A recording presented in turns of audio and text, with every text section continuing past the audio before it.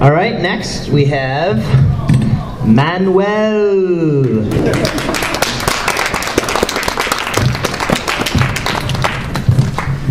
Okay, here's a bit of high culture. Georges Bataille, one of the great thinkers of French civilizations in the 20th century, teacher of Michel Foucault, the historian of power. And this is Bataille's, one of his more famous books called The Story of an Eye. I'll just read chapter 1, The Cat's Eye. I grew up very much alone, and as far back as I recall, I was frightened of anything sexual.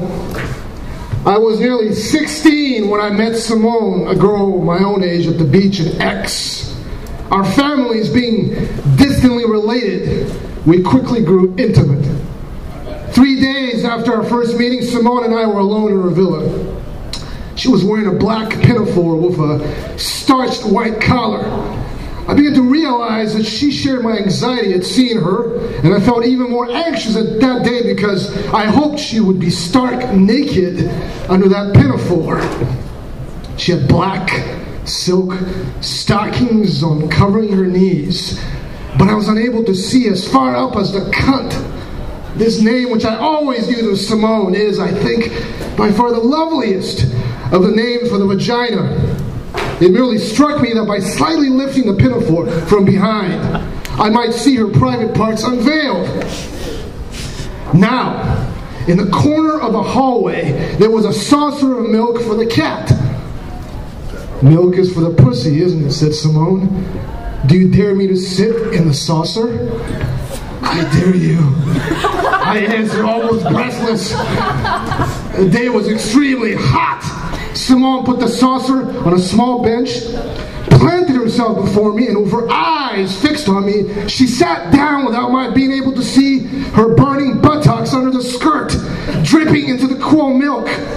The blood shot up to my head, and I stood before her a while, immobile and trembling, as she eyed my stiff cock, bulging in my trousers. Then I laid down at her feet without returning, and for the first time I saw her pink and dark flesh, cooling in the white milk.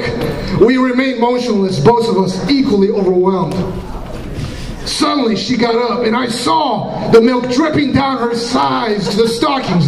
She wiped herself evenly with a handkerchief, and she stood over my head with one foot on a small bench, and I vigorously rubbed my cock through the trousers while writhing amorously on the floor.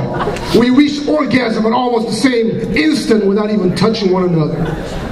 But when her mother came home, I was sitting in a low armchair, and I took advantage of the moment when the girl tenderly snuggled in her mother's arms. I lifted the back of her pinafore unseen and thrust my hand under her cunt between her two burning legs. I dashed home, eager to masturbate again. The next day, there were such dark rings around my eyes that Simone, after peering at me for a while, buried her head in my shoulder and said earnestly, I don't want you to toss off anymore without me. And thus, a love life started between the girl and myself. And it was so intimate and so intense that we could hardly... And yet we virtually never talked about it. I realized that her feelings at seeing me were the same as mine at seeing her. But I found it difficult to have things out. I remember that one day when we were in the car, tooling along at top speed, we crashed into a cyclist, an apparently very young and very pretty girl. Her head was almost totally ripped off by the wheels. For a long time we were parked a few yards beyond without getting out, fully absorbed in the sight of the corpse. The horror and despair at so much bloody flesh, nauseating in part, and in part very beautiful, was fairly equivalent to our usual impression upon seeing one another. Simone was tall and lovely. She was usually very natural. There were nothing heartbreaking in her eyes or her voice.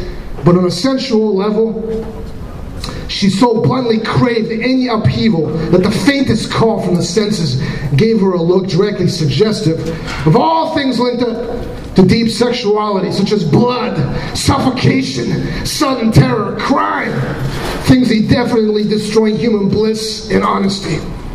I first saw her mute an absolute spasm which I shared the day she sat down in a saucer of milk. True, we only exchanged fixed stares at analogous moments, but we never calmed down or played except in the brief, relaxed minutes after an orgasm. I have to say, nevertheless, that we waited a long time before copulating. We merely took any opportunity to indulge in unusual acts. We did not lack modesty, on the contrary, but something urgently drove us to define modesty together as immodestly as possible.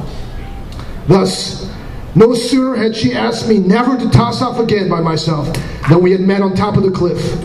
Then she pulled down my pants and had me stretch out on the ground. She tucked her dress up, mounted my belly with her back towards my face, and let herself go. While I thrust my finger, lubricated with my young sperm, into her cunt. Next, she laid down with her head under my cock between my legs, and thrusting her cunt in the air, she brought her body down towards me, while I raised my head to the level of that cunt. Her knees found support on my shoulders. "Can't you pee up to my cunt?" she said. "Yes," I answered, "but with you like this, it'll get on your dress and your face." "So what?" she concluded. And I did as she had said. But no sooner was I done than I flooded her again, this time with fine white cum. Meanwhile, the smell of the sea mixed with the smell of wet linen, our naked bodies in the cum. Evening was gathering, and we stayed in that extraordinary position, tranquil and motionless, when all at once we heard steps crushing the grass. "Please don't move, please," Simone begged. The steps halted, but it was impossible to see who was approaching. Our breathing had stopped together. Simone's ass raised aloft did strike me as all-powerful entreaty, perfect as it was, with its two narrow, delicate buttocks and its deep crevice. And I never doubted for an instant that an unknown man or woman would soon give in and feel compelled to masturbate endlessly while watching that behind. Now the steps resumed faster than this time, almost running, and suddenly a ravishing blonde girl loomed into view. Marcel, the purest and most affecting of our friends. But we were too strongly contracted in our dreadful positions to move even a hair's breadth. It was our unhappy friend who suddenly collapsed and huddled in the grass amid sobs. Only now did we tear loose from our extravagant embrace to hurl ourselves upon self-abandoned body. Simone hiked up the skirt, ripped off the panties, and drunkenly showed me a new cunt, as lovely and pure as her own. I kissed furiously while finger-fucking Simone, whose legs closed around the hips of that strange Marcel, who no longer hid anything but her sobs. "Marcel," I exclaimed, "please, please don't cry. I want you to kiss me on the mouth." Simone, for her part, stroked the girl's lovely, smooth hair, covering her body with fond kisses. Meanwhile, the sky had turned quite thundery. With nightfall, huge raindrops began plopping down, bringing relief from the harshness of a torrid, airless day. The sea was loudly raging, outroared by long rumbles of thunder, while flashes of lightning, bright as day, kept brusquely revealing two pleasured cunts of the now silent girls. A brutal frenzy drove our three bodies. Two young mouths fought over my ass, my balls, my cock, but I still kept pushing apart. Female legs wet with saliva and cum, splaying them as if writhing out of a monster's grip, and yet that monster was nothing but the utter violence of my movements. The hot rain was finally pouring down and streaming over our fully exposed bodies. Huge booms of thunder shook us, heightening our fury, wresting forth our cries of rage, which each flash accompanied with a glimpse of her sexual parts. Simone had found a mud puddle and was smearing herself wildly. She was jerking herself with the earth and coming violently. Whipped by the downpour, my head locked in her soil-covered legs, her face wallowing in the puddle where she was brutally churning Marcel's cunt. One arm around Marcel's hips, a hand yanking the thigh, forcing it open.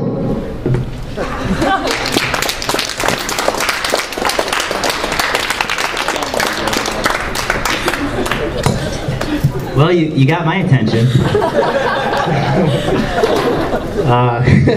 Manuel, you always do an awesome job, my goodness. For anybody that was asleep, I doubt they are anymore.